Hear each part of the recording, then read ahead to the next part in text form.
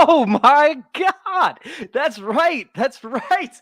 We are back. DFS is back. The NFL season is back. Mark, what's up, man? How you doing? You're joining this show today. I'm just excited. I am so amped right now. I can't even get over it. I can't even fathom. I don't know if I can do the show. I don't know if I can do it. What's going on, man? Hell yeah, dude. Now you got me all amped up, man. I'm digging it. Dude, we are here. Football is back, baby. We are ready to rock. Football is back. Welcome on into the Big Tilt. We are kicking off episode 1 of the season. We are here to give you guys advice on how you should strategize this first few weeks moving forward as we dive into DFS. That's right. We're not going to give you necessarily as many player takes as you might like to hear. I know how y'all love your player takes. I know how you guys just want to hear which players start, which players sit.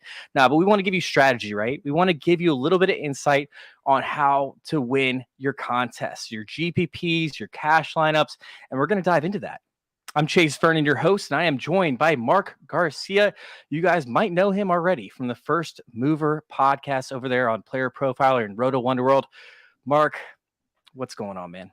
Dude, I am just happy to be here. We have been building up to this moment for so long, and we made it. It's like that night before the big game feeling, like you wake up. It's hard to go to sleep, and you wake up, and you're just like, this is the moment. We're here. It's the moment. It's just the moment. It's like the moment that comes together once you know that you won. You know you're taking home that $10,000, that $5,000, or maybe that $1 million that we're going to help make you throughout the season. So, Mark, you ready to kick the show off? You ready to rock and roll, man? Let's do it, baby. Let's go.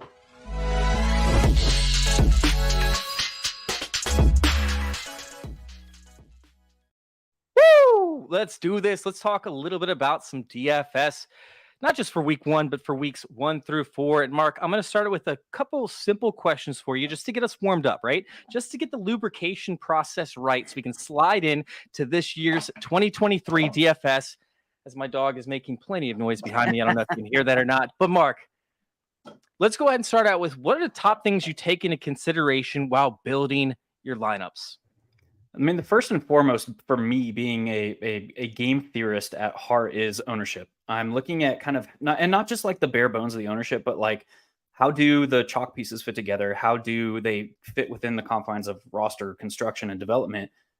Because that is going to be a heavy portion of my decision-making process in a given slate, because it whittles down the percentage of the field that you're fighting against for first place. And that's really all that matters in these games we're playing is, did I win or did I not at that point? Like, in order to have a good season for me is winning 1 or 2 tournaments. And that will define your year.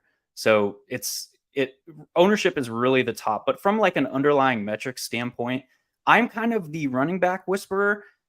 It's a little bit easier to predict running back volume, which volume is the highest indicator of fantasy production at the running back position. So for me, I start my research in the trenches. I start by breaking down every game, looking at the matchups between the offensive line and defensive line, coaching tendencies, stuff like that. Pace of play comes into play as well, to get a sense for overall volume, and then dividing that up into coaching tendencies and how we expect teams to attack, which should give us a good idea of running back volume from the jump. And I kind of start my process there and then look to attack game environments after that. Mark, I feel like we're going to get along great and horribly together all at the same time, because to be honest with you, man, I actually do somewhat of the opposite, where I have tendencies as to what's called the dose score. That's the dump off containment efficiency score, right? And it actually starts with the defensive side of things, what the defense essentially allows to the running back. So, if I'm playing a great pass catcher, somebody that thrives in a pass catching role, such as like a JD McKissick in previous years, and I know that, he could be playing a tougher team that really does a lot better up against pass catching running backs because they just don't allow those short dump offs. They allow a lot more big explosive plays, or they try to go for turnovers. That's kind of where my, area is. But I do agree with you. In fact, I want to play a little drinking game with everybody in the comments. By the way, make sure you guys say what's up in the comments. Make sure you guys hit subscribe over there on the YouTube channel.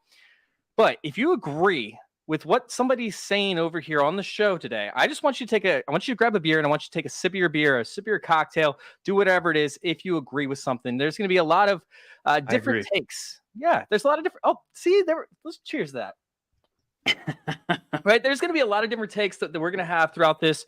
Some of the stuff you're going to hear today is going to be heard before, right? We're going to hear it from the Twitter sphere. We're going to hear it from the echo chambers. But a lot of the stuff that we're going to dive into is going to be a lot deeper than what you're going to hear from most podcasts. So if you do agree with something that you hear, go ahead and take a sip of your beer or go ahead and leave a comment with us over there in the YouTube section. But let's dive into our second question. Do you prefer cash games or do you prefer tournaments? I'm a GPP bro at heart, man. And I think most people's introduction into DFS was through the cash game streets. Yeah. About 5 years ago, I kind of realized that like the general population of DFS player was getting so much better, to the sense where like your single entry tournaments, the cash line was very similar to your cash games. So I kind of just moved over my cash game play, which was my introduction to GPPs. I'm like, oh shit, I can win a lot more money doing this. Let's just do that instead. I think it's very healthy actually to do. Let's just say you bet $100 a week, right? Which, for somebody like me who does podcasting for a living and works with Trophy Smack for a living, I'm not making millions of dollars, right? I don't have millions of dollars to blow. I don't have these giant bankrolls where I can go blow 150 lineups, right? So I spend about 100 to 150 bucks a week on lineups. I pretty much do $5 to $10 entries for the most part. I will do a few different milli makers, of course, but I think that doing a healthy dose of 50-50 and GPPs is both not only advantageous to your pockets, right? Because if you're hitting those cash games, it's going to pay you out, but it also allows you to have a bigger budget as you move throughout the season for your GPPs, right? Because if you're hitting, let's just say, an 80% rate for your cash games and it's paying out, at a 40% rate, then you're going to end up seeing more available, or I should say, disposable income, that you can throw towards your GPPs later throughout the season. And then when you hit big, Yeah. you hit big. It's a sustainability function for sure. Yep. Playing a standard like DFS allocation as far as your funds in play could look anything from 10% into GPPs on a given week and 90% cash games if you're not going to deposit ever again that season. So you're worried about sustainability at a high rate. And it can shift all the way to a guy like me that plays exclusively GPPs. That's not a function of I've got a bigger bankroll or whatever. I might put more money into play, but it is more a function of I know the associated risk that is with playing GPPs, the variance. I mean, let's compare the NFL season to MLB or NBA. You would not think twice if you had a 2-week downswing in any of those sports. You would just be like, that's part of the season. That's over 3/4 of an NFL season. You'd be like, oh my God, I'm terrible at this game. But we have to realize that like, that's just a function of the variance in NFL. That's a function of a shortened, relatively speaking, season where we only get 18 full slates to work with. So yeah, it's just you have to like be very, very real with yourself as far as like bankroll management and sustainability goes. When you're thinking about like, what is my bankroll? Is that something I'm depositing or I have on the account at the start of the year and I'm not going to deposit funds for the rest of the season? Or is that like, I have a stable job and I'm okay depositing $100 every week or whatever? So your effective bankroll is like that money as well, like what you're going to be able to realistically feasibly put into play. And you then can be truthful with yourself and how you're managing your play from there. Dude, I feel like, my handle is FF_intervention. I feel like I just went through an intervention with that aspect of things, of how you just Yeah. talked to me. What do you feel comfortable with? What are you okay with? Are Yeah. you gonna be all Sit right? Are down. you gonna Come here. Come Yeah, here real close. exactly. I love that. I love that. No, it makes sense on both aspects. And I sit there and I say, you should split up your cash games. And typically, like you brought up, that's how you kind of got brought into things. So, Mhm.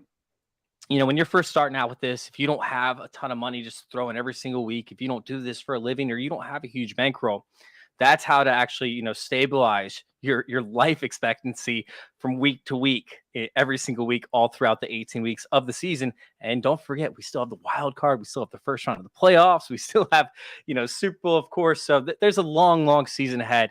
Way to do that is definitely by at least balancing it a little bit with your cash games. However, I'm not into cash games, man. I'm into GPPs. I'm into the Millie Maker, baby. I love, love, love the Millie Maker. So I'm going to go through a couple different pieces of advice, right, to make money in GPPs throughout your season. Mark here is going to tell me whether I'm right, whether I'm wrong, whether there's more to dive into here as we go into 5 different facts. You ready for this, Mark? You ready to Let's dive go, in? baby. Let's All go. right.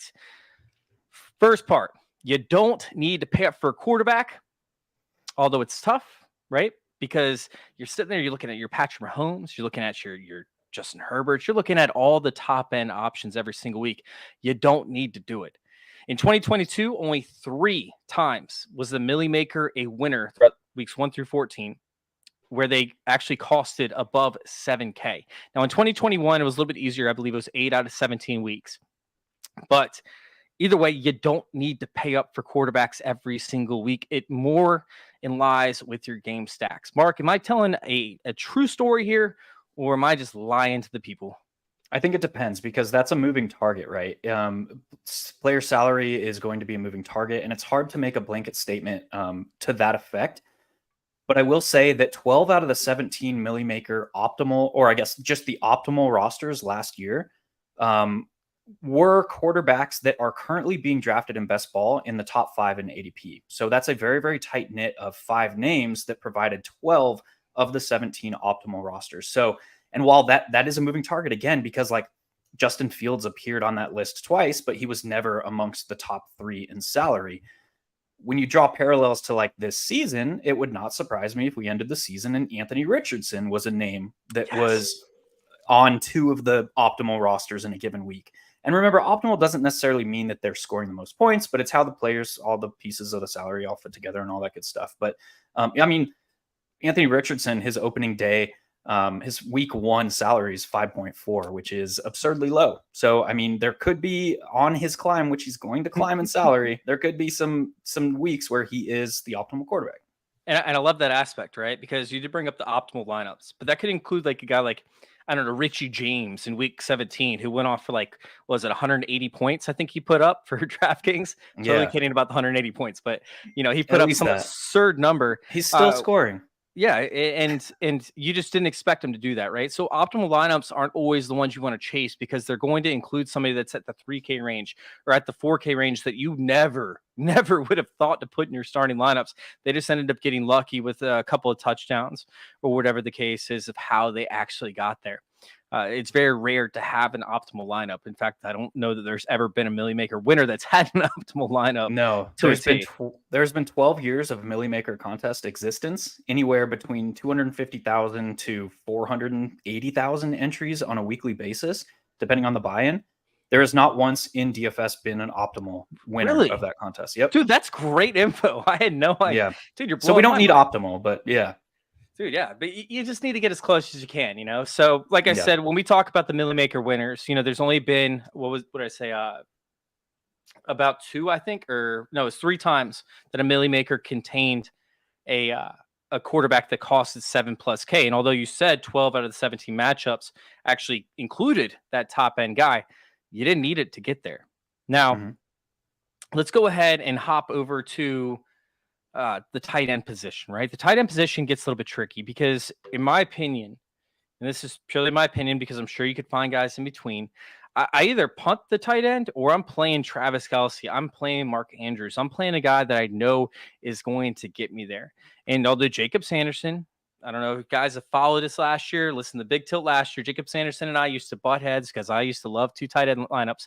They really aren't ideal for the optimal lineup, although allowing you to punt down to 3K gets pretty sexy with the tight end position.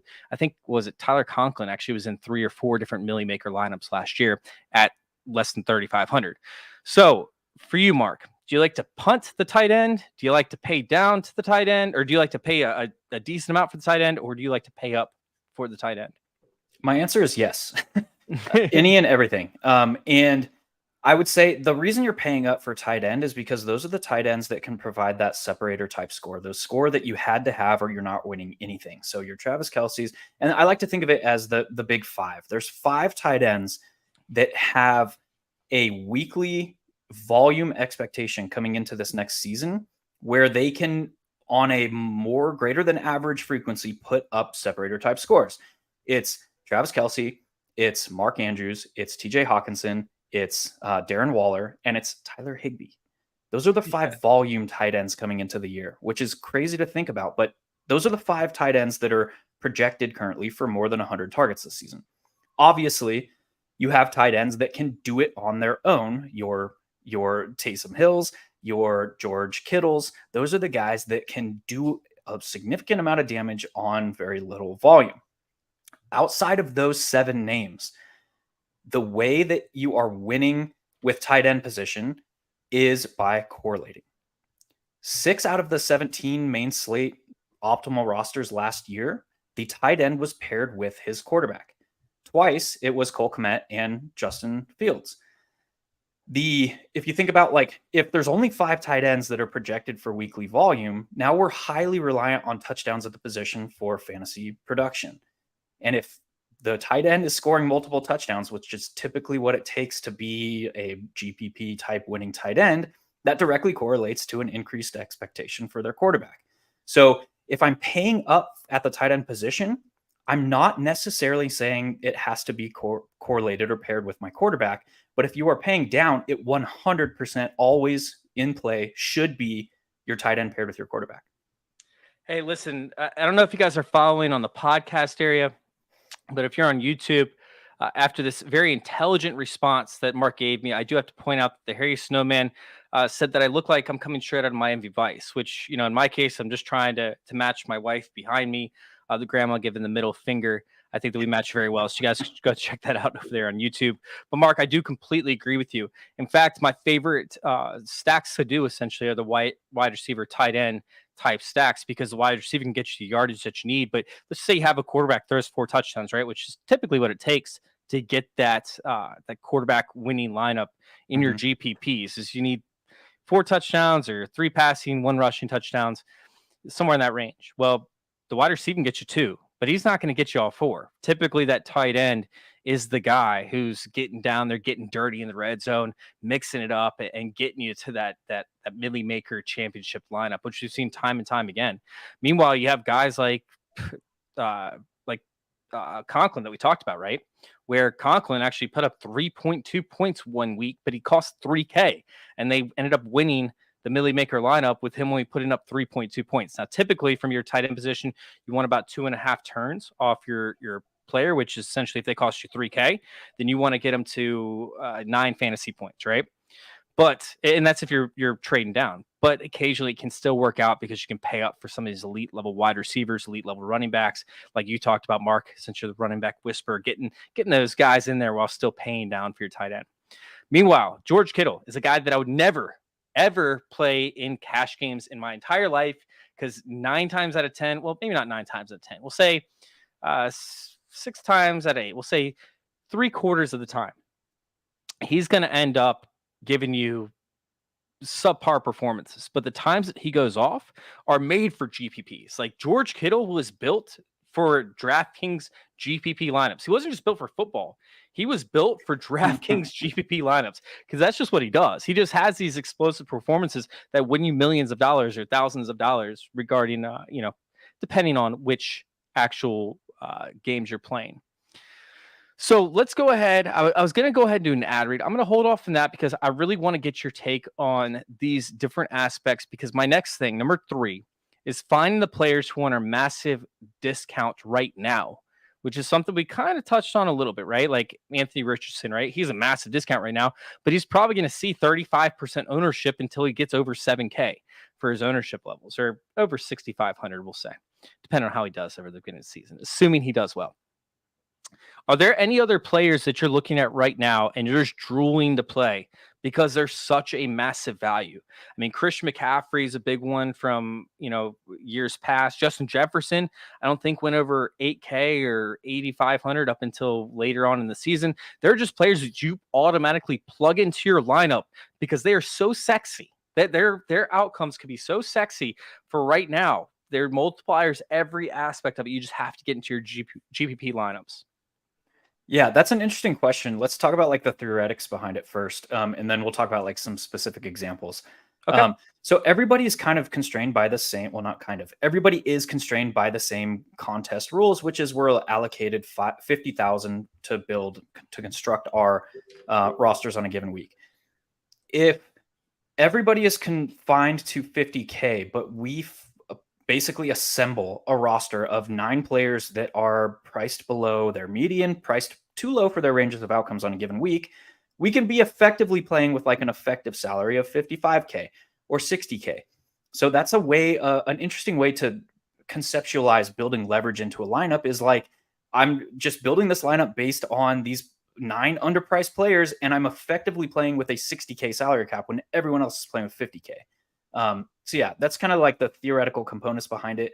As far as like specific players to open the year, I mean, like a guy like Chris Olave against Tennessee opening the season, he is priced way too low for his median outcome against a Tennessee defense that cannot stop. Well, basically, they're funneling opposing teams to the pass, and they don't have the personnel to basically match up on the back end. So they're consistently giving up deep passing. That's where Chris Olave is going to be working. His teammate, Rashid Shaheed, is priced way too low for that matchup as well. But you talk like big picture. Zay Flowers could potentially be the wide receiver 1 for a now elite pass offense. And he is priced at 4K. So that's just absurd.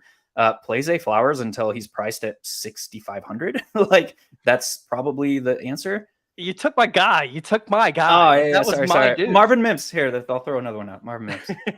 Stop throwing people bare out, minimum. man. Stop throwing people out. He's 3K to open the season, and he's going to start in 2 wide receiver sets instead of just 3. It's absolutely absurd, like where they have these rookies priced, but honestly, it makes sense because they price them so early. That's what DraftKings does. Yeah. You know, we didn't know it was going to happen. I mean, I think Jahan Dotson is right there at 5K. I think that he has some playable games coming up soon. I mean, Arizona completely depleted their entire team. It's new coaching staff as a whole, a new system.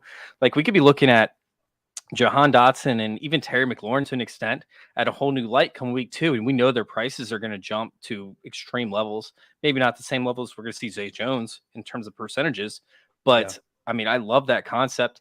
Meanwhile, we're seeing Cooper Kupp deal with some injuries. So guys like Van Jefferson make some sense at 4,700. Although I'm not going to say that's in the same realm of what we're talking about. But yeah, let's go ahead and let's Tyler Higbee. Yeah, Tyler Higbee's going to be a monster. What about some Tutu Atwell? Can I enter? No, I'm just kidding. So GPPs.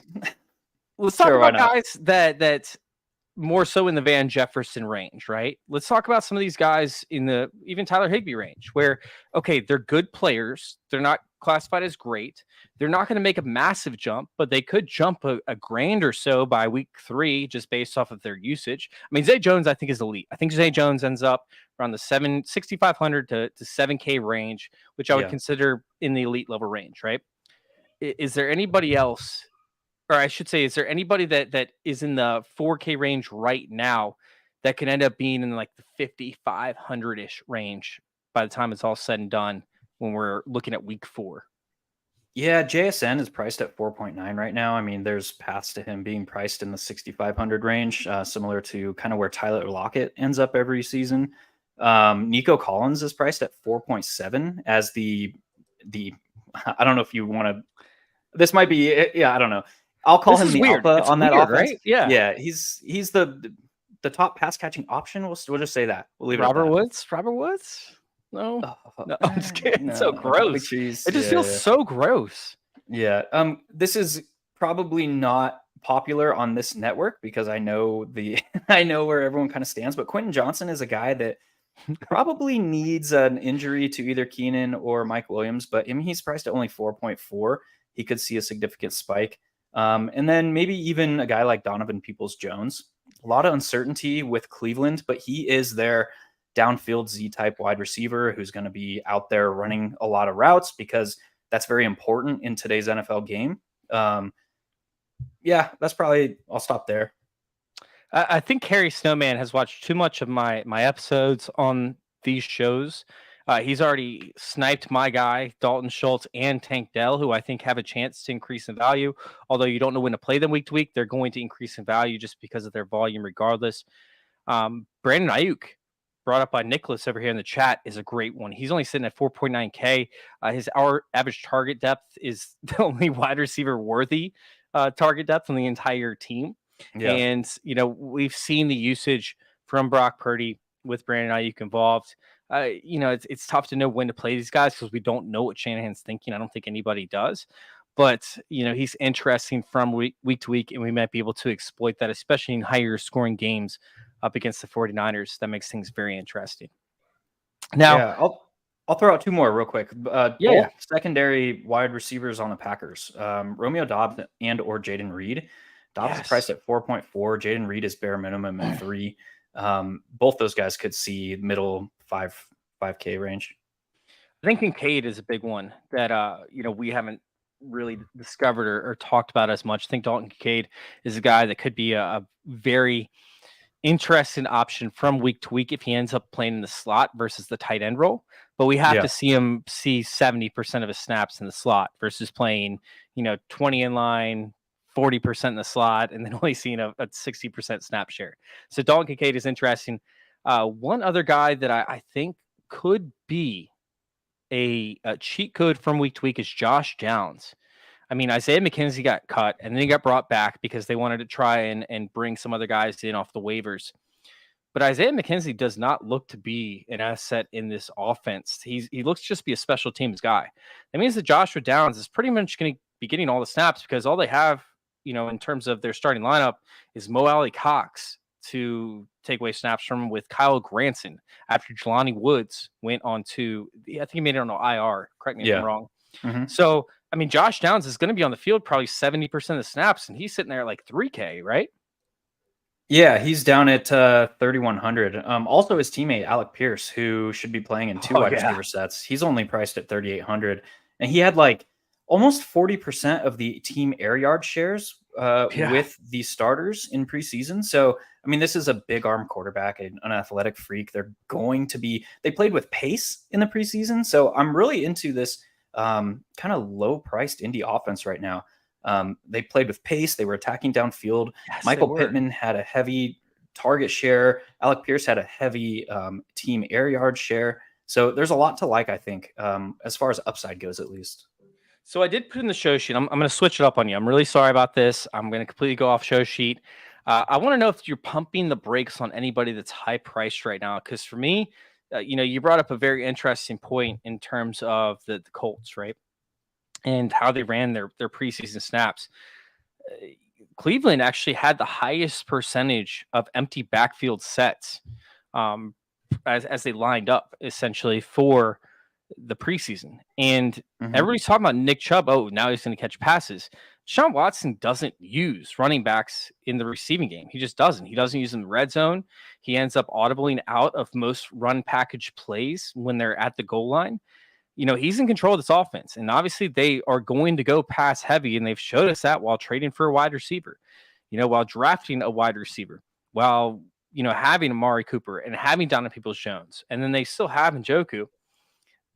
Is it possible that Nick Chubb is a guy that you want to pump the brakes on until you see what happens the first few weeks? Are you okay rolling out Nick Chubb due to this ownership percentage? Because I think it's going to be low.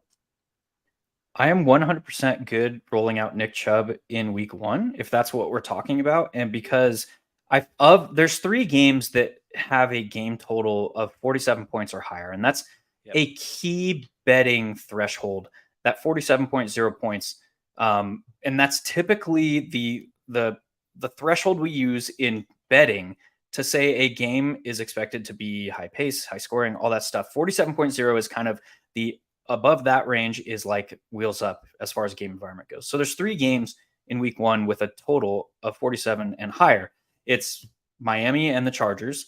That is the top of the slate right now with like 51 game total. There's the Seahawks and the Rams. That is probably going to be coming down because of Cooper Kupp's injury, because of JSN's injury. We don't have some uncertainty there. And then it's this Bengals and Browns game. And this one's highly intriguing to me because the Browns are introducing a new defensive coordinator in Jim Schwartz. And Jim Schwartz is a guy who plays heavy cover 2 alignments, but he's not afraid to send pressure. And he loves sending pressure from cover 2, which effectively means the strong safety is now out of the picture. And now it's a cover 1 type look, but they're going to align a lot in cover 2. And if they are devolving into cover 1 against the Cincinnati Bengals, that is like Jamar Chase land. Like he just eats that against that coverage. So, and there's also the fact that like the Bengals under Joe Burrow are only like 1-4 against the Cleveland Browns, and Nick Chubb has run all over them. And then there's all the uncertainty associated with the Browns. We don't know if Deshaun Watson is trash. We don't know if that team is trash.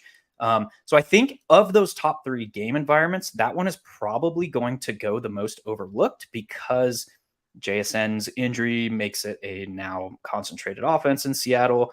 Cooper Kupp could make it concentrated offense in Los Angeles. So yeah, this game environment is very interesting. And I think if you're interested in that game environment, you have to be at least somewhat interested in Chubb.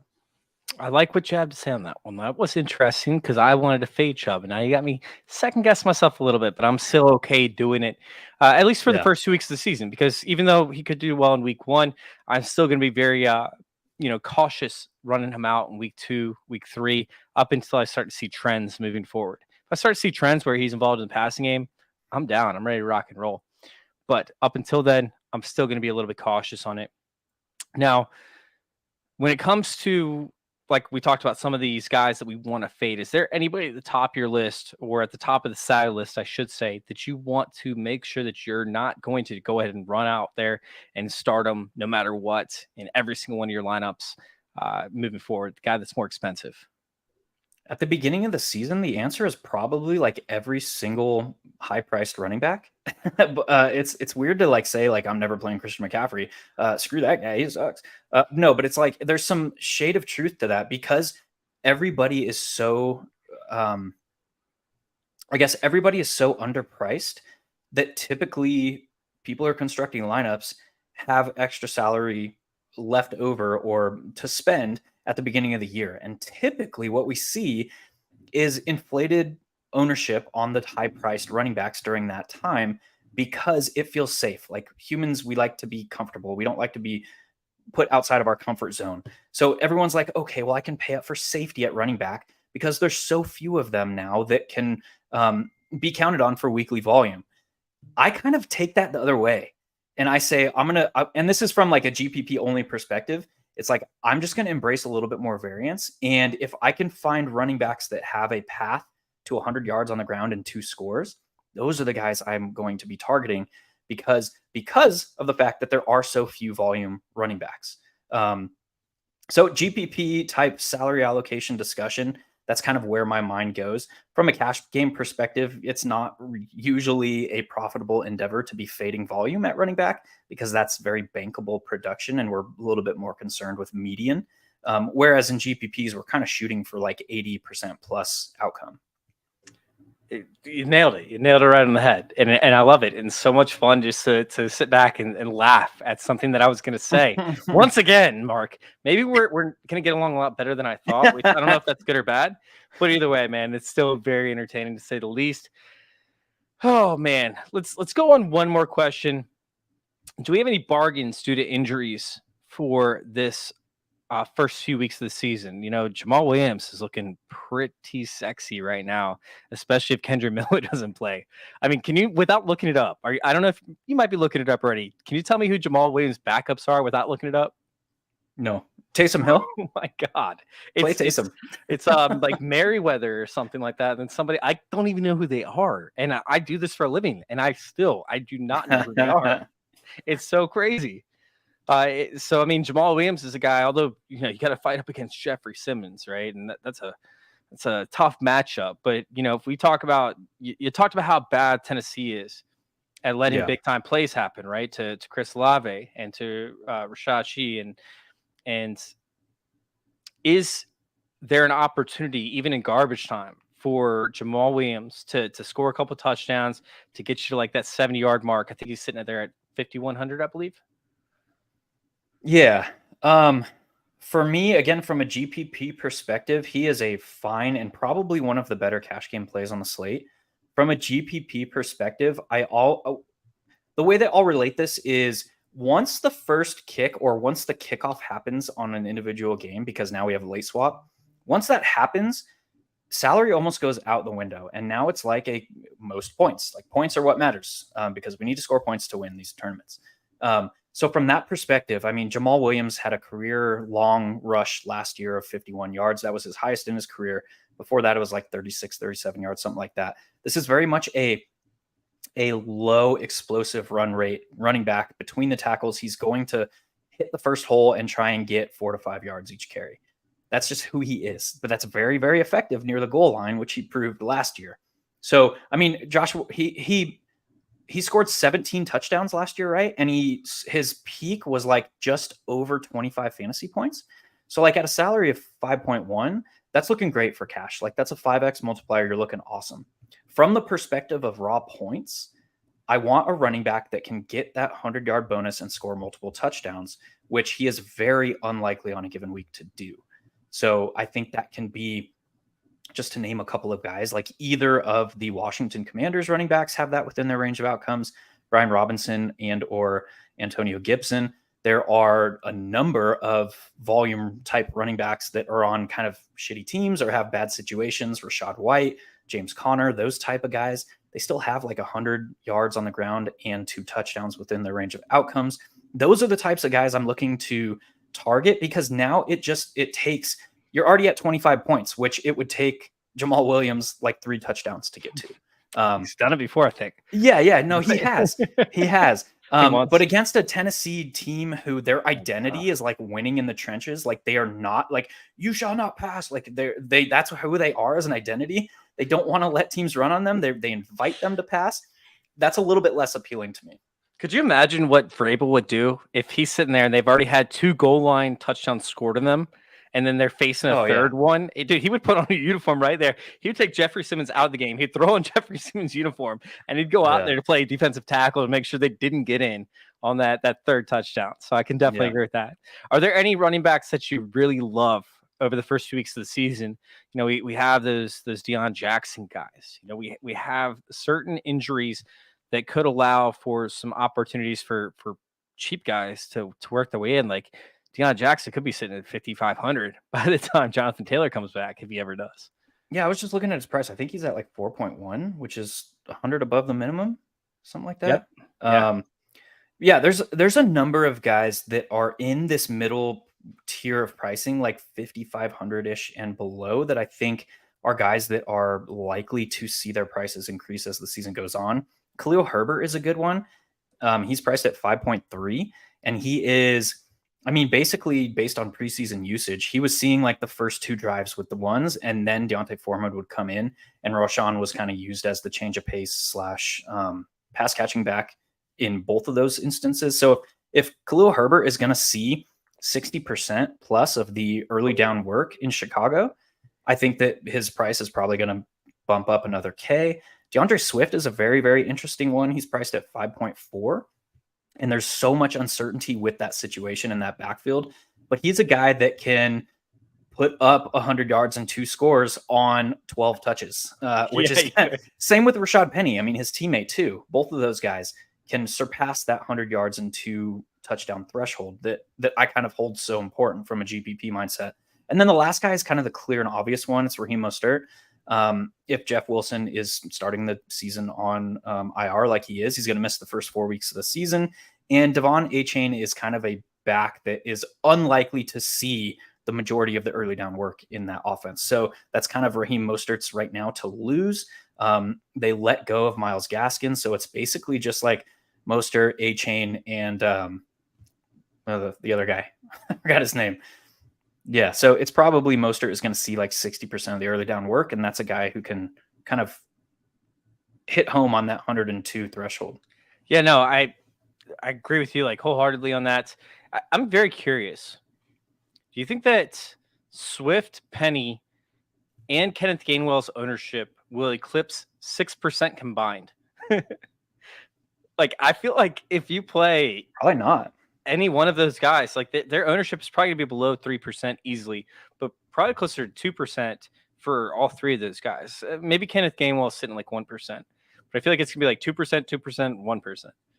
Yeah, especially, I mean, Swift and Penny are both within that kind of same pricing tier that we just discussed. And there's a lot of options in that tier, in the like 5,500 to 5K range. So yeah, at the beginning of the season, probably not going to have a ton of ownership. That's going to be a mill maker winner in week 1. It's going to have one of those 3 running backs. I feel like Maybe it both. has to. It could be both. Oh my God. I love playing that variance. All right. We got to do something real quick. Make sure y'all stay tuned, of course, because we have something very, very special to offer you.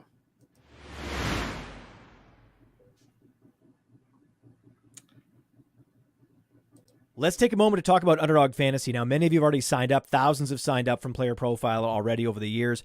Underdog has supported us since 2020. Much of what you see on Player Profiler is because of Underdog, because of their support. Get the Underdog app, plug in that promo code Underworld. I used to play Underdog just for the best ball drafts. I mean, the best ball drafts are amazing. These draft rooms fill so quickly, and you can win life-changing money. You want to take advantage of all the sleepers we talk about on this show? Well, what better place than in an Underdog draft room to do that? And I recommend taking your Underdog play to the next level by diving into their NFL pick'ems. It's important to correlate those NFL pick'ems. You can pick both the quarterbacks and the wide receivers to exceed expectations. Correlate them, and you can 5x your payout. Bada bing, bada boom. Underdog Fantasy, the promo code is Underworld. For an instant deposit match up to $100, Underdog is the truest friend of the Underworld.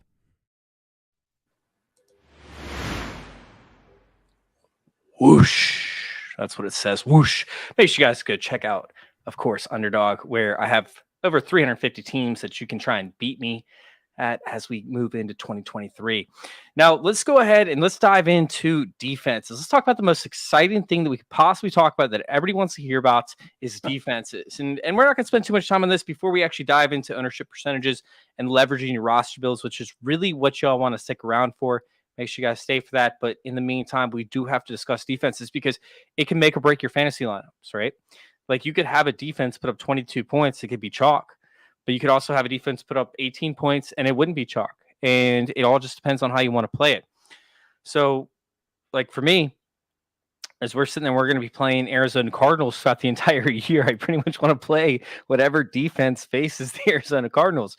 But I know some weeks can be chalk. And the way that I get around this, by the way, this is the number 4 tip, is by playing 2 players that have over or under 3% ownership. Now, in the Millie Maker winner lineups, I think it was at least, or every single team had at least 2 players, or the majority of teams had at least 2 players with under 5% ownership. So cutting that almost in half and going with 2 players under 3% ownership was absolutely critical in winning. However, that gets risky, right? That gets a little bit dangerous because when you start playing these guys that are under 3%, as we discussed with Rashad Penny, DeAndre Swift and Kenneth Gainwell, as an example, we don't know which one's going to hit. We don't know which guys the coach is going to choose. And now you have a Millie Maker winning lineup with DeAndre Swift in it. Rashad Penny went off. Your whole lineup's blown. And you can't do every single lineup that you do across the board, with one example being Rashad Penny and one example being DeAndre Swift. So how do you handle the defenses? Are you in the same boat where you don't mind playing chalk as long as it's up against a terrible offense that passes a lot, that is going to have to pass a lot, that is going to face, Clayton Tune or I don't know, Baker Mayfield throughout the season? Or are you somebody that, feels like you like to pick your defenses individually with low ownership and just, pray that they actually hit? If they hit, great. If they don't, well, you're not out of it anyways, because defenses don't matter as much. Yeah. So I'm the latter. And the reason for that is defensive scoring is the most variant of any of the positions. And because of that, and it's because of the way that they score points. They get only 1 point for a sack. They get 2 points for a turnover, but it's 6 points for a defensive score. And every single week, there are defenses that are finding the end zone through whatever the case may be. The problem is it's really freaking hard to project who is going to score on a defense in a given week. So the only thing that we can do is we can try and single out what situations arise to a defense finding the end zone. And typically it's pressure in the backfield. So in similar vein to where I'm looking at to start my process with that trenches mismatched for running backs, I do that for defense as well, because that's the only thing we really have control over is like, how disruptive is this defense based on the mismatch up front, based on coaching tendencies, all that stuff. So like adjusted sack rate is a good metric to use. are what is the delta in adjusted sack rate allowed from the offensive line versus the defense. So like last year, it was the Philadelphia Eagles who were like chasing history in sacks. They only scored, I think, 3 defensive scores. But that was basically an outlier. Like they should have scored more. They were in position to score more. So we want disruption, which leads to mistakes. It leads to turnovers. It leads to sacks, strip sacks. A strip sack is the singular defensive play most likely to result in a touchdown because there's nobody else behind them. So if a player can scoop and run a strip sack, it's highly likely to result in a touchdown. So those are things that I kind of am looking at. And because defensive scoring is so variant, I am more likely to lean into that variance in GPP by avoiding any chalk at the position. That is very different from a cash game or a small field tournament mindset where it's like, dude, Washington defense is priced at 2,800 in week 1 against, we don't even know the starting quarterback yet. So that's like that type of contest where we don't ever want to say guaranteed points, but like a higher success rate of scoring points is more important than like there is likely, just based on percentages and numbers and variance and all the things that go into an NFL game, there's likely to be a defense that scores more than the Washington Commanders in week 1. Finding it is very difficult, but putting ourselves in the best position to allow variance to work in our favor is kind of how I handle that position. So I love what you had to say, and I want to add a little bit to it because you nailed it on the head. Which I drank. I got to open up another beer now. I got it here. Oh, there we go. I don't know if you heard that. I heard the crack, but crisp. It's great. It's so great. Oh, the smell. It's amazing. I don't know if you guys have ever heard of the champagne of beers. It's called Miller High Life. It's just the best beer out there, especially for you guys out there in the craft world that have not been exposed to Miller High Life and champagne of beers. You should probably check it out. But no, I couldn't agree with you more in terms of what you want. I want to add that I also rely on the offensive coordinator's tendency to hold in tight ends as blockers. In addition to that, if we look at like Shanahan's offense, for example, George Kittle's so valuable because he's such a good blocker. And the past couple of years, they've had issues on the offensive line at keeping their line healthy. That's why we saw George Kittle completely go off. What was it, 2 seasons ago, I believe, or 3 seasons ago, and in the past couple of years, he's been held in as a blocker, which means that, which is the reason I should say, as to why such a GPP play versus a cash game play is because we don't know when they're going to hold him in. We don't know how healthy their offensive line is going to be. It's been literally just a windmill of the same thing happening over and over again. So when it comes to that aspect, I like to watch the blocking rates of what the coaching staff has, the routes run, I should say. Like when we face the Raiders and they have Darren Waller running routes on every single play, they're never going to keep Darren Waller in. So you're going to see a lot more opportunities for strip sacks, for turnovers, because Derek Carr is going to unload the ball no matter what. I also want to take a look at the quarterback situation and their interceptable passes. So if a guy is not only getting a ton of pressure on him, but he's also throwing, 2 interceptable passes a game that just isn't relating in turnovers, I do want to keep an eye on that because either 2 things are going to happen. One is he's going to throw an interception, or 2, the coach is going to get on him and say, hey, stop throwing the ball, which means he's going to take the sack, increases the likelihood of strip sacks.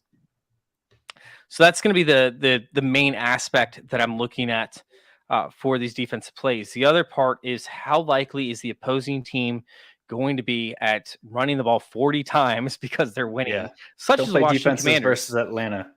Atlanta's a big one. Even Washington, though, right? Like Washington up against Arizona. I love the matchup. I'm going to have a ton of shares of Washington in week 1. I love it. But do I have a fear that they're going to run the ball 45 times that game, or even 50 between Antonio Gibson, Chris Rodriguez, and Brian Robinson? I think there's a definite possibility. Sam Howell could see 15 passes in that game, and it could be over. So I do have a fear of that, but just keeping that in mind has to do with my roster shares. So while we have, like, if it was a different defense or a different offense, essentially, for Washington, I would be much more likely to play Washington 40% of my lineups. But for this matchup, just because of how Washington's offense operates, I'll probably be more likely to play them at about 20. All right, let's go ahead and hop into ownership percentages and leveraging your roster builds, such as stacks, such as avoiding, chalk. And we'll start out by saying, like, what do you have as like your sweet spot? Because mine's about 100 points. 90 to 100 points is where I want my rostership percentages to land. If I'm sitting there with two guys at 60%, but then all the rest of the guys aren't giving me more than like 5%, I think that's gold, right? My sweet spot's 90 to 100% rostership across all positions. Do you have a sweet spot for that? I don't. The reason is I feel like one of my strengths in DFS is being able to build differently from the field. So if I have a chalk piece, but I am confident in its range of outcomes, I know I can play that piece different than everybody else. Whether that's within the same game environment, whether that's avoiding the chalk game environment if he's not a part of it. I know that I can build around that in a way that is allocating salary differently and making things come together through the entire scope of my roster to where I don't necessarily myself need to be thinking about individual ownership percentages, because it's how those players work together within the salary cap confines. So if this were not a salary cap contest and we had unlimited salary, I would pay 100% attention every single time to individual player ownerships. And it would be like much more beneficial to be straying far from where I see points flowing because variance and all those things. But the fact that everyone is working with the same salary cap means that there's only so many stands you can take on a given slate. And so if everybody else is playing by those same rules, I know I can just bend those rules a little bit more in my favor without worrying about individual ownership percentages. Mark, man, we're talking to the public, okay? You're obviously a highly intelligent individual who has a massive upper hand, which is why you're running the First Mover podcast over there at Player Profile and Roto World. But we're talking to the public. We need to give them advisable information that they don't have time to research. I mean, they can't look into 150 different lineups and ownership percentages and everything. But no, I understand exactly where you're coming from in terms of working those, which is why you need to come back. You need to hit subscribe on YouTube, right? You need to go follow the podcast. You need to go follow all the articles written, which we're going to have a ton of DFS content coming out over there at playerprofiler.com to give you insight into these players. However, for me, typically, I like to go no more than about 120% roster ownership, regardless. I could play one guy that nobody else is playing. The likelihood of him hitting is close to none. But I mean, they could have 150% roster ownership, and if I play that one guy that's 0.001% played and he hits, hey, we're talking about a gold mine right there. We're talking about the million maker winner. However, let me jump in and relate it. Just using pure numbers. Yeah. Having a 10% owned players is not the same as having a 19% owned and a 1% owned player. From a number standpoint, it's about 7 to 8% more unique to have a 19% owned player and a 1%. So those extreme low owned, kind of however you want to think of it, those really low owned guys are extremely important as far as differentiation goes. I love that. I don't even know where you learned that from. I'm learning right now as we're talking. That's crazy. But I do know there's a difference. I didn't realize it was 7 to 8%. Yeah, it's bigger significant. Increase. Oh my God. Can you just take my job for me real quick, and then I can just relax and you can just talk the whole time? I just want to learn. I just want to sit back and learn. I love this. So when it comes to leveraging your roster builds, right? We talk about stacks, we talk about correlation, we talk about trying to build the perfect lineup. So when it comes to building the perfect lineup, where do you start? I start in the trenches. So I actually start at running back and defense, and then I mix in the game environments from there. It's kind of backwards. Yeah, that's kind of backwards to, I think, how most people will approach roster construction. And I do that because of that. I think the field is most likely starting from game environments and then working and filling in kind of the rest. So I kind of just flip that on its head, and I start at the running back and the defense and then work in the game environments from there. I do have that as being, one type of stack that you attack, right? Is you do running back and defense based off of turnover. We talked about the Commanders, right? Like you could see an opportunity where they get a couple touchdowns on defense or even one touchdown on defense. Meanwhile, the running backs have 50 carries, throughout the game. that's definitely one way to start. Have that, and then you also have the quarterback stack, whether you do a single stack or you do a double stack, and then you run it back. How often do you run it back with an opposing player doing a running back and defensive stack? I don't do that, I think, enough, because when you were from a GPP sense, like I talked about, a defensive score, which is what we're kind of shooting for in trying to capture that overall bulk scoring at defense, that means that the offense of the team that scored is off the field for 2 drives in a row. Yeah. So that is less volume for my running back on that team to hit my personal 100-yard and 2 threshold. So while it theoretically makes sense to like make those correlations, I just use them less frequently. And I think I dug into the numbers of the past 3-year Millie Maker winners, and the hit rate of a defense and a running back correlation from the same team was about 4%, which I would say that the field is utilizing that function. We'll say pulling that lever, which is like just a technique that we use in constructing rosters, at a higher rate than that. So I just want to kind of avoid something that is more utilized than its hit rate. Makes perfect sense. So how do you leverage your lineups outside of that to, I guess, combat the tight end and quarterback and wide receiver stacks? Yeah. So one thing that has a hit rate higher than its utilization rate, and this is just based on observations, we don't have the pure numbers, or at least I haven't dug into them. Quarterback running back pairings from the same team with a pass catcher. So, for example, a quarterback, running back, wide receiver, all from the same team. And I think the best example to pull from this, or to highlight this, is Ryan Tannehill, Derrick Henry, and AJ Brown from 2 years ago when Brown was with the Titans. They went on this like 7-week tear where they were like putting up 40 points on teams. And you don't think of a guy like Derrick Henry as being a guy that you can pair with your quarterback. He was not catching passes back then. I mean, this past year he caught some passes, but back then it was like he was catching under 10 balls a year. So it was very, very just yardage and touchdown type back. But if the offense is scoring 40 points and it was as concentrated an offense as that, 21 Titans were, where it was like basically just Tannehill, Derrick Henry, and AJ Brown, you can capture all of that scoring with those 3 players. There's very few teams that are expected to be that concentrated this year. The Rams are kind of one of them. Cooper Kupp, Matt Stafford, and Cam Akers could be that kind of dynamics. Last year, it was the Las Vegas Raiders. It was like Devontae Adams and Josh Jacobs were just alternating and sometimes putting it up together, these 30-point massive games, 30 to 35 points. And it was because their offense was so concentrated. I mean, they weren't this great offense last year. The Titans weren't this great offense 2 years ago. But because of the concentration, I mean, you can attack quarterback, running back, pass catcher, and its hit rate is going to be higher than its utilization rate by the field.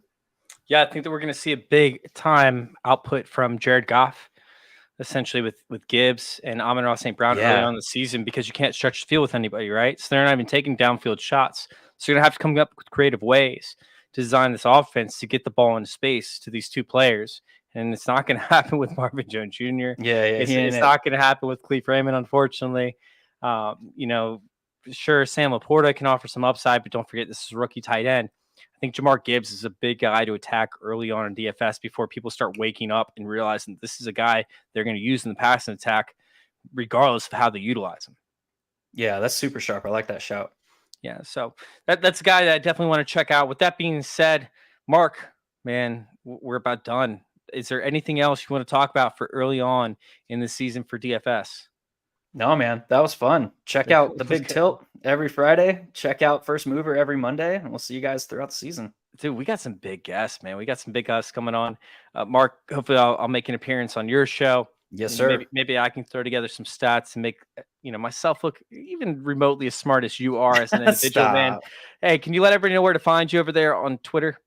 Yeah, man. Find me at HiLowFF. That's HILOWFF. All my stuff is repurposed through Twitter. Absolutely love that, man. It's fun to write articles and do these shows and then get to repurpose it for Twitter. You guys can go check out all of our content over there at playerprofiler.com. God, we got so much stuff going on, man. It's going to be a great 2023 season. You guys go find me over there at FF_intervention on Twitter. Man, we out of here. Hey, I want to take a moment to thank you for tuning in. It's important to me that all of our media be free. This is only possible because of you allowing a true independent sports media enterprise to thrive unlike any other in the business. So please subscribe to the All In Package to continue to make all of this possible, to ensure that all of our stats, information, data, content is available to you, especially you, the people that get the site and get the show.